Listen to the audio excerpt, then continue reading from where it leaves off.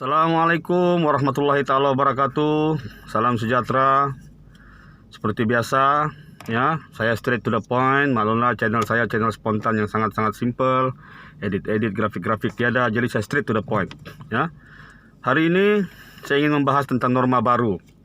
Sekarang di mana-mana orang membahas tentang norma baru dalam apa juga sisi kehidupan kita.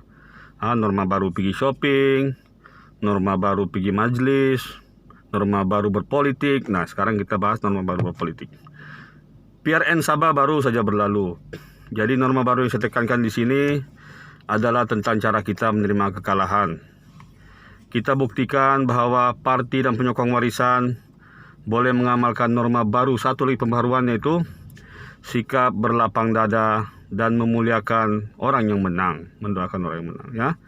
Kita parti warisan memang terkenal mempelopori banyak hal-hal positif dari awal penubuhan dia dulu.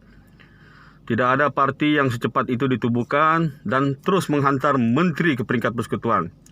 PKR pun mencuba berapa kali, DAP, PAS semua, banyak kali dorang try, tapi tidak secepat warisan, ya. Penubuhan warisan sangat-sangat efektif pada waktu itu. Penubuhan kerajaan warisan juga, walaupun ada yang tuduh konon-konon ada katak, walaupun itu bukan katak yang dibeli, tapi katak melompat. Tapi pun di situ warisan menunjukkan kredibilitinya. Dan semasa memerintah, warisan sekali lagi membuktikan tempo yang singkat bukan halangan untuk warisan mempelopori beberapa pembaharuan seperti surat tanah yang diberikan secara langsung kepada rakyat, pembangunan beberapa jalan-jalan kecil di kampung yang lebih efektif daripada jalan besar. Banyak yang kerajaan warisan lakukan dalam masa tempo 22 bulan. Jadi sekarang selepas kalah, kalau boleh kita pun amalkan juga pembaharuan, norma baru, yaitu sifat berlapang dada menerima kekalahan. Ya, kalah apa? Kita akui. Sifat yang kedua adalah bersyukur. Kita bersyukur, kita masih ada ahli parlimen yang lantang bersuara di parlimen, dan kita ada 32 adun di Dewan Undangan Negeri Sabah yang bakal membela nasib kita, menyuarakan apa yang kita inginkan dalam kerajaan baru PRN Sabah. Jadi tuan-tuan dan puan-puan, saya masih ingat satu perkataan kuno Jawa, yaitu legowo.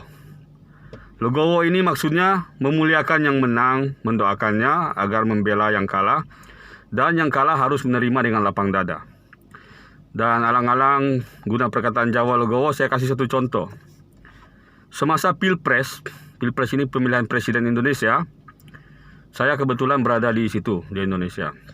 Indonesia, tuan-tuan dan puan-puan, negara demokrasi kedua terbesar di dunia selepas India.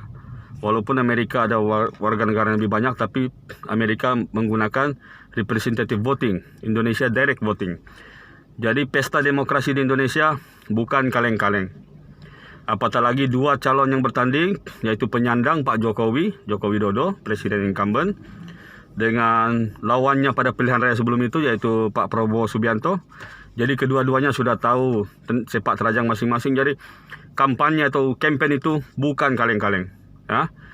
Pedangdut apa semua datang, dan crowd dia memang banyak. Persaingan sewaktu campaign, ya, pergeseran semua memang sangat-sangat hebat. Kemudian tiba hari pemilihan, kontroversi berlaku di sana sini, berbagai tudingan, macam-macam. Kemudian tiba hari penghitungan surat suara. Usai hari penyoblosan, di sana dibilang nyoblos karena kita cucuk itu kertas undi, surat suara. Jadi sampai hari menghitung surat suara, sebelum KPU itu Komisi Pemilihan Umum menghitung surat suara secara resmi, ada quick count. Quick count sempat keliru. Mulanya calon nomor urut 2 menang katanya Prabowo, lepas itu nomor urut 1 Jokowi menang. Jadi orang mulai ribut waktu itu. Jadi selepas itu KPU mengambil alih penghitungan surat suara. Tahu macam mana itu surat suara? Hebatnya pemilihan diorang.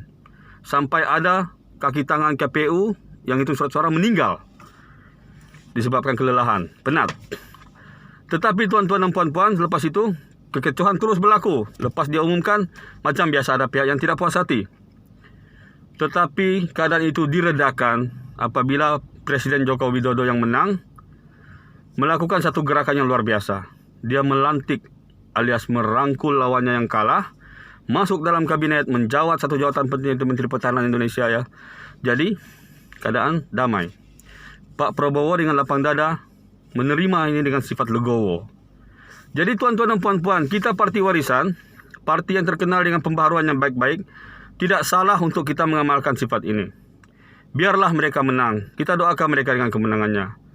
Usaha kita imbangi mereka di Dewan Undangan Negeri, ya, dengan suara yang matang tapi lantang. Oke, itu satu. Kedua, kita doakan mereka. Kita tetap syukuri apa yang kita dapat. Kita doakan mereka mentadbir negeri Sabah dengan sebaik-baiknya, ya. Walaupun sebelum KM diisytiharkan secara resmi terdapat bikring untuk siapa Bung Mokhtar atau Datuk Haji, tapi kita lepaskan hal itu berlaku. Tidak apalah. Kita sebagai penyokong warisan, kita buktikan yang kita adalah penyokong yang terbaik. Walaupun kita dicaci sewaktu berkempen, kita lupakan. Sedangkan orang dengan di negara demokrasi sebesar Indonesia boleh damai, apatah lagi kita orang Sabah. Baru berapa juta? Jumlah pengundi kita baru 1 juta. Orang Sabah baru 4 juta. Kita bertetangga antara satu sama lain. Kita kenal kawasan-kawasan orang-orang di kawasan kita. Jadi tidak salah untuk kita menghulur tangan. Dan kepada rakan-rakan dari parti yang menang, pihak yang menang, janganlah pula troll, ya. Jangan membuli, jangan saling menghina. Sama-sama kita bangun. Negara maju seperti Jepun, Amerika, negara-negara Eropa, mereka maju karena mereka kurang berpolitik. Mereka cuma berpolitik lepas bubar dewan. Hari mengundi, habis, declare siapa menang, habis politik. Jadi mereka boleh tumpukan perhatian sama pembangunan. Kita orang Sabah dari dulu memang begitu. Terlampau ketagihan berpolitik orang bilang. Jadi nasihat saya kepada tukang-tukang adu domba macam si Zulfadli, berhentilah. Kamu sudah menang. Syukuri kemenangan kamu. Sedangkan kami yang kalah ni boleh syukuri kekalahan kami. Kami puas hati. Walaupun ada beberapa hal yang sangkut orang bilang, kami tetap puas hati. Jadi kamu yang menang, tidak payahlah lagi mengungkit, ya.